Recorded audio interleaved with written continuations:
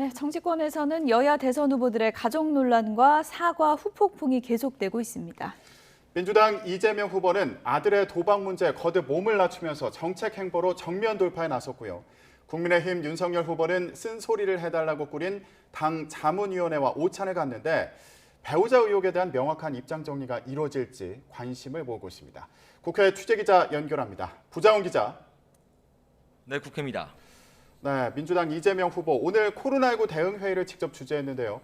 정책 행보를 이어가면서 아들 논란을 정면 돌파하려는 모습으로 보이죠.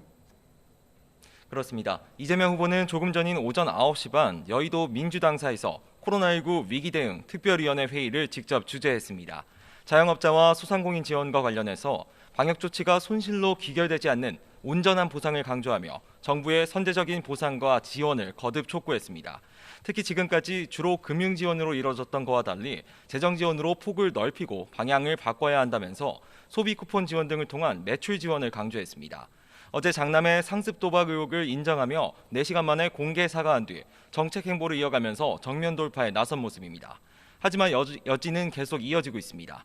도박 의혹 말고도 후보 장남이 온라인 커뮤니티에 마사지 업소 이용 후기를 올린 또 다른 행적이 속속 드러나면서인데요. 이에 이 후보 측은 마사지 업소에 간 건 맞지만 성매매는 하지 않았다고 선을 그었는데 논란이 사그라지기 어려워 보입니다.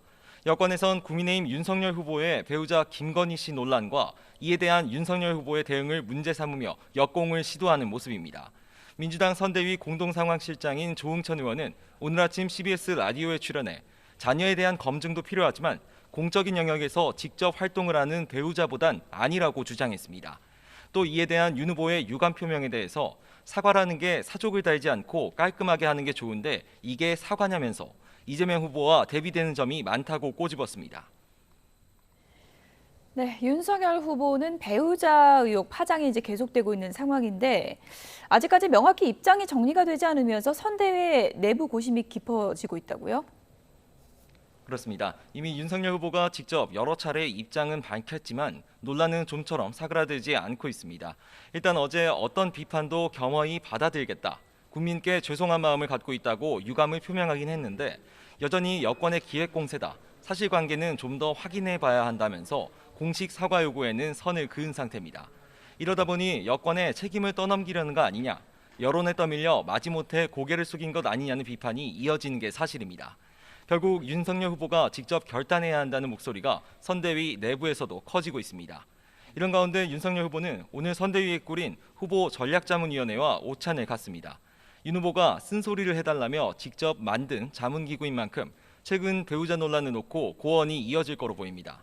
여러 자문위원들은 YTN과의 통화에서 일부 억울한 면이 있더라도 사안을 질질 끌기보단 사과부터 하는 게 먼저라고 당부할 계획이라고 전했습니다. 김종인 총괄선대위원장도 오늘 기자들과 만나 후보가 본인 스스로 곧 사과를 할 거라며 그 시기가 빠르면 빠를수록 좋다고 강조했는데 윤 후보가 조만간 공식 사과할 가능성에 무게가 실리고 있습니다. 지금까지 국회에서 YTN 부장원입니다.